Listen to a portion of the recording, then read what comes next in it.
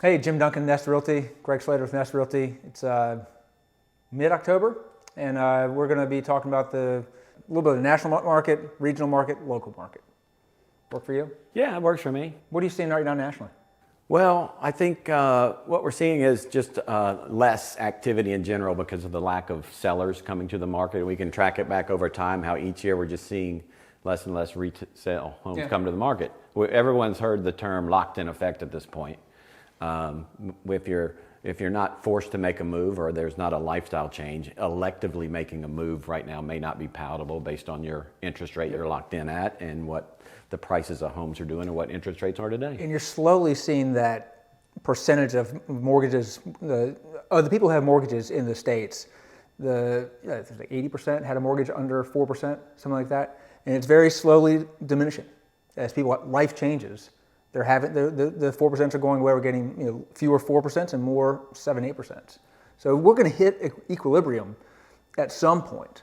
But I think it's one of those things that probably 23, 24, 25, 26 is where we're going to see more of that equilibrium. Yeah, and right now today at the very bleeding edge of the market, we're starting to see a little bit of unseasonable uptick in inventory. Mm-hmm. And I think what's happening is if we talk about year over year sales decline, up until this point, it was because there were less sellers, right? There were plenty of buyers and we couldn't serve them all. There are still buyers on the sideline, but interest rates have changed so much in the last 60 days. We're starting to see a softening of demand, particularly as we get into the fourth quarter, and we're starting to see a little bit of downward pressure on that appreciation. I wouldn't call it downward pressure on prices like they're going down, but the appreciation rate has slowed almost to normal levels. But also the seller's expectation of appreciation has slowed because as the sellers are getting more attuned to the market because 22 is wholly irrelevant. January, February, March of 2023 are not relevant.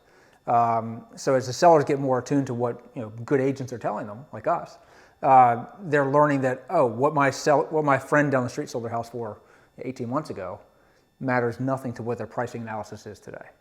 Right, that's right. So what did you see when you looked at like regional stuff? Well, when you look at the Charlottesville area as a whole, you can see some consistencies is what we're seeing on the national level. And then, if we compare to 2021, 2 years ago, we're running at about, in that plus or minus 25% range, less inventory or less homes coming to the market. Inventory's super low, right? Inventory's been low for a decade. That's right. But I'm talking about the pace of resales coming to the market. We're about 25% off the 2021 pace, and we're about 15% off the 2022 pace. And it's the same for sales. And so sooner or later, as we start to watch this fourth quarter and compare to the fourth quarter of last year, I think you're going to see that percentage shrink because if you recall, fourth quarter last year was when we first hit 7% interest rates and we really slowed things down. So, but it takes time. People get acclimated to that.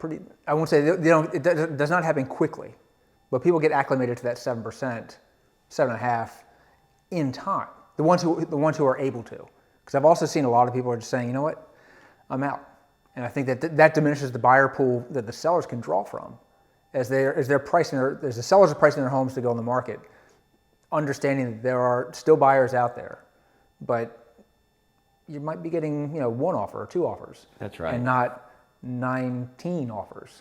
The trick to understanding this market is understanding demand. Mm-hmm. You have to understand what you have in the context of market conditions and how much demand there might be for it. We could get hyper local and talk about the fact that anything on a half acre in Crozet is still very much in demand in this market. And we could talk about owner suites on the main level and the demand for that segment of the market.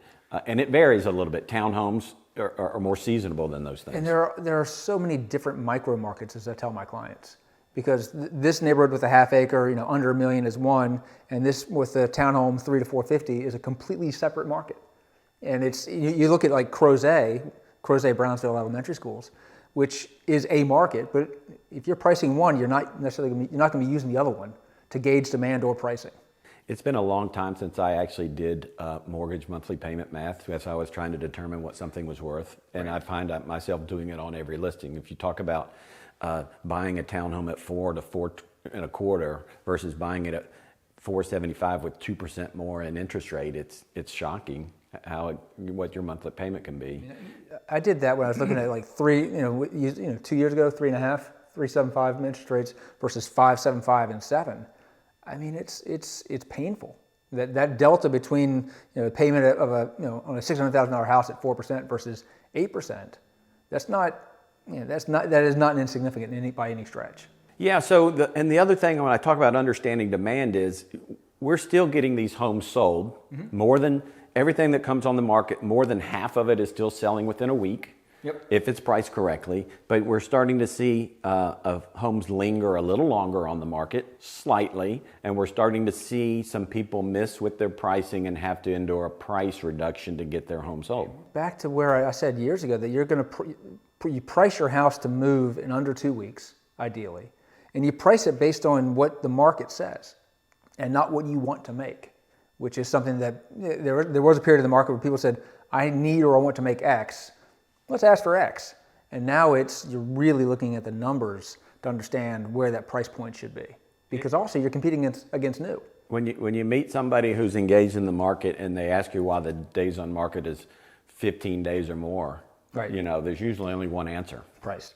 Right. It is always, I don't care if it's smell, I don't care if it's location, I don't care if it's neighbors, it's always price. Well, we'll talk about it in a minute about getting homes ready to sell because you still want to do that. Right. But it's less intense than it used to be. But the other thing that tells me demand remains strong is what's happening in the new home market, right? Yep. Every week I follow what the builders are selling. The builders are still selling homes. And interest rates haven't really slowed them down that much. Historically, we're in line with the levels we should be seeing. But what's most remarkable is if in the last 10 years, the percentage of new homes versus all sales, it's usually going to be below 20%. So far this year, it's at 28% in Albemarle County. 28% of the contracts were for new homes. And that's just a clear sign of the inventory problem and the fact that there's still plenty of demand out there. Well, there's a lot of demand, and with Crozet, it feels like there's a lot of new construction in Crozet, because there is, but there aren't that many land masses left in Crozet to build.